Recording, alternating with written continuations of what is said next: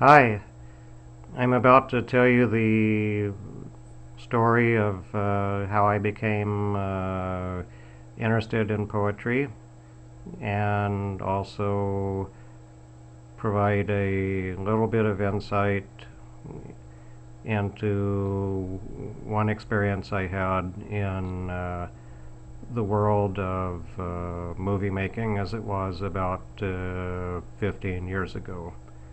And this poem is called The Ghost of Jimmy Hollywood, and it's the version of it I wrote in 2007.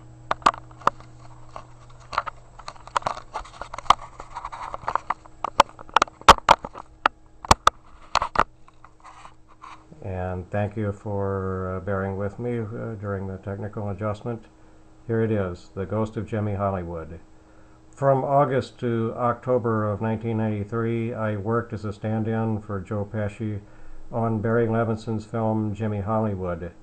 Before Jimmy, Barry was best known for directing Diner, The Natural, Rain Man, and Bugsy. Jimmy Hollywood starred Joe as a failed actor. Christian Slater co-starred as his addled young friend William. Together they became vigilantes dedicated to fighting Hollywood crime. Only then did Jimmy, Joe's character, achieve the stardom he yearned for. Here are some memories I have of the filming. I remember Victoria Abril kissing me on the cheek when I complimented her on her last night of work. I remember Joe Pesci liking me, and as a result, I feared getting him angry. I remember when there was an informal contest to title the film, I came up with starring Jimmy Alto. Dave, the video assist person, liked it, and as a result, I was presented to Barry Levinson in the manner of a peasant being led in to meet the king.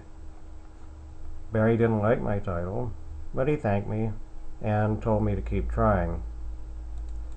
There are other memories I have, and they're not all good.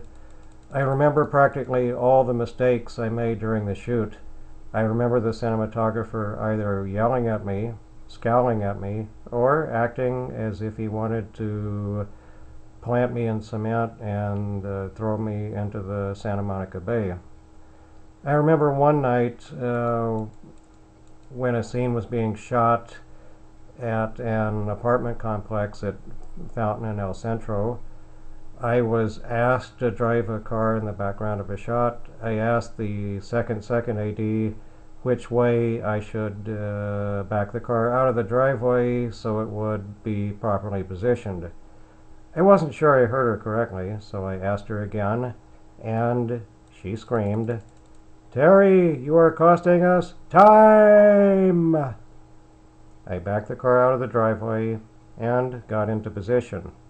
Unfortunately, the car was still in reverse. When the scene began, I went backwards and slammed the car into drive, which emitted a loud screech. On the next take, I got it right. When I got out of the car, most of the crew laughed, and I just wanted to find somewhere to crawl. As a result of incidents like this, I wanted to be perfect, but I tried so hard to be perfect that I made more mistakes. Almost 1 month into the shoot, a car scene was being filmed under a bridge in downtown LA. It was a hasty substitute for a scene that was meant to be shot in Koreatown. I watched the rehearsal. I watched what Joe did in the scene. The cinematographer screamed, "Didn't you watch the rehearsal?" Joe heard this and barked something at me about his losing faith in my ability to do my job. Later that night, I collapsed and fainted from stress and exhaustion. I was taken to Temple Medical Center, where the doctor told me my reaction was not normal. I began to cry and started to tell him about how I felt under stress every single day. Amazingly, I didn't get fired from the show. and I didn't quit either.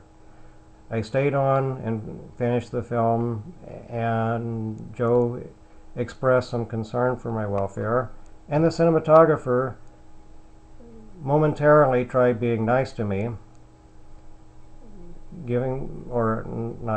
loaning me a book about healing, and a few days later, he started yelling at me again. A day after that, he hugged me in front of the crew. And at this point, I know what you're thinking. Why am I talking at length about Jimmy Hollywood, which is a film no one really remembers but me? It's because Jimmy Hollywood made me a poet. After 9+ weeks of feeling worthless, I resolved to do something I could take pride in. And so I began writing poetry, forcing myself to stop being shy and perform in front of strangers. And I also learned to stand up to abuse from other people from necessary, something even harder than becoming a poet. For these blessings, I'll be forever grateful.